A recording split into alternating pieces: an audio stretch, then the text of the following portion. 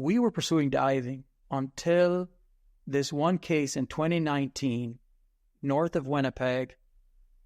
This couple goes through the ice with a snowmobile. And the RCMP, they look at the situation. It happened at night. People could hear screaming. So there was witnesses. They knew about where it happened. But there was basically snowmobile tracks into an open area of water, and they're gone. There's no way to get safely onto that area. You would have to push your boat out there. And the police deem it too unsafe. It's 70 feet deep, heavy current under the ice. And the family calls out to us and pleading us to help. And we had access to an airplane. My brother Jack is a pilot. So we flew over that area and looked at it. Is there anything we can do? And it just looked so incredibly unsafe. I was, honest to goodness, I was scared out of my wits. We're going to die trying to help these people, and we don't want to die. So we landed and talked to the family, and we're like, we can't even get out there. And so what can we do? So one thing we can do here in Canada, we told the family, let's wait till Christmas break. That way the ice will be frozen over. We can set up a camp, a base station, and make a hole and do a controlled dive with a rope and a heavily weighted diver where we can then do this circular, if we can find the snowmobile to start off with. And so we prayed with them and asked them to be patient, and we'll do what we can. And it was in those 2 months of waiting and praying about what to do and how to do this right, my brother Paul remembered seeing something about ROVs at one of the conventions, and so we Googled it and see if we can buy one, a camera with thrusters. And we found one on an auction for $5,000. An old, I think they called Gemini, the very first video ray. And it was $5,000, way beyond our budget, like crazy out of reach for us. So he Googled it some more and found a guy by the name of Tom Crossman out of Duluth, Minnesota.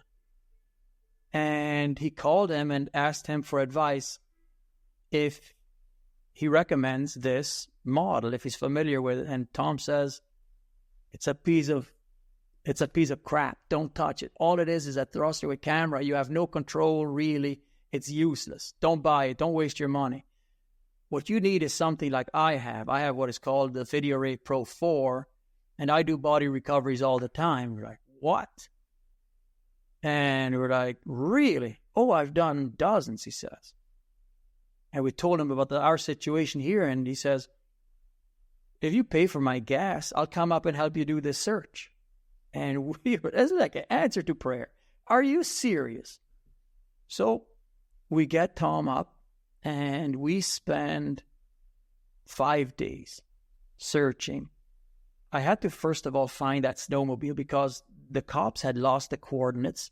Nobody knew enough information. They just knew the area. And it's a huge area. It's like 2 miles across by 5 miles long. So they just said somewhere in the direction of that house over there. Where do we find that snowmobile? So we use the ice hole auger and Garmin Life Scope. I'm not sure if you're familiar with that. And try to search for something that doesn't belong. I didn't know what a snowmobile would look like, but we made one hole after another in that entire area. And I remember being exhausted, just so helpless. And during one of our breaks, I was like, everybody's depending on me, and there's nothing I can do. I don't know where to even start look. I just prayed for guidance, and we went back out, and we made another hole, put the life scope down, and I zoomed out to like 250 feet. I saw a slight flash, just a tiny little flash. I was like, okay, in that direction. We need to go in this direction. There's something there. So we walk 50 feet, make another hole, put the live scope down, and the flash is a little brighter. It's a little closer. So I was able to guide the firefighters who were doing these holes with the ice auger closer to this flashing anomaly until we were right on top of it, and I was able to angle that live scope down, and it had the shape of a snowmobile. It lit up very nicely, about 50 to 60 feet deep. I was like, could this even be the snowmobile? If this is, we have ground zero. We know where to start. So with Tom, we made a hole in the ice, set up at 10th, and it was like 30 below zero, really bitterly cold. Set up a propane heater, and Tom put down his ROV, his Pro 4. Sure enough, it's the snowmobile. Matches, the numbers, everything. And Tom's like, normally the body should be close to where the accident happened. So we start searching, doing these patterns, and he searched for 2 hours, 3 hours, just can't find the bodies.